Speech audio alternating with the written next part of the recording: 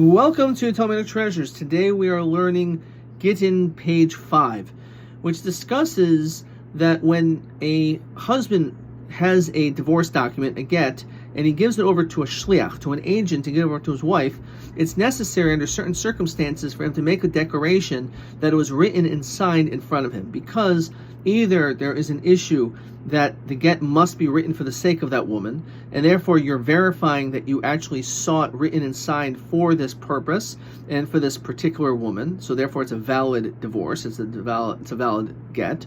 Alternatively, we want to be able to have witnesses that are able to verify the signatures on this divorce document.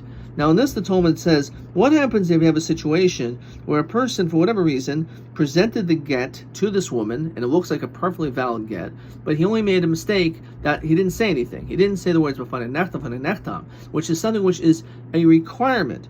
So we say that in the event that she did not get remarried, we want her to receive this get again. In other words, we will tell the agent, take the get and give it back, and this time do it properly and say the right words. However, the Talmud tells us here something quite fascinating, that if, let's say, based on what happened originally, she received her divorce document and then she got remarried. So now we have a big problem, because when a woman gets remarried, if the divorce document is not good, if it's invalid, so what that means is she's still married to her original husband, and therefore if she would have children now with the second man, it's considered to be that she was engaged in an adulterous relationship. She didn't intend to do so, but regardless, that does affect the status of her child, in which that child is called a mamzer.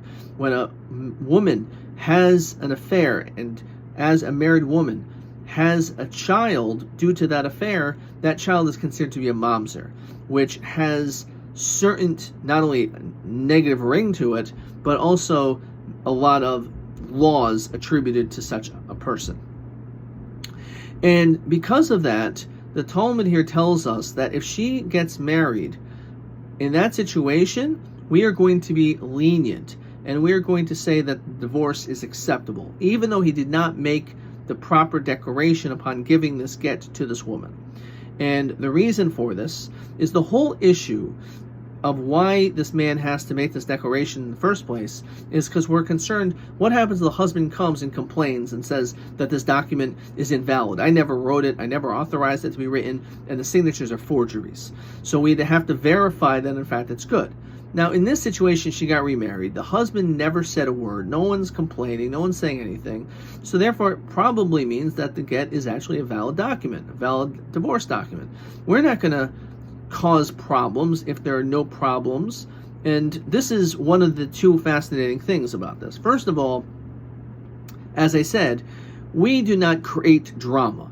In the event that everything is quiet and there is no issues, we are not going to create issues. So if she in fact got remarried and it looks very clear that this was a good divorce document, even though the agent did not do what he was supposed to do, he didn't make the proper declaration, we're going to say, you know what? Let her continue to be remarried, and let's just drop it, and let's not talk about it.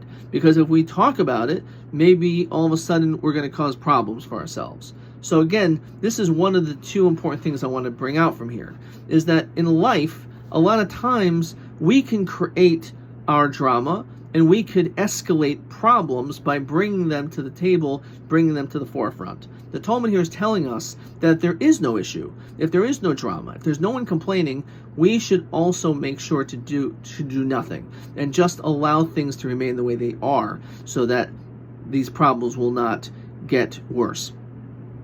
But we also see from here that even though things were not done properly, we are sensitive to this woman's situation.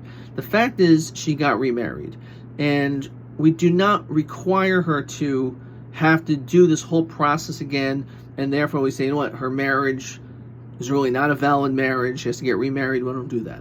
So we find here again the sensitivity that the sages have, as we find throughout the Talmud, when it comes to women and marriage.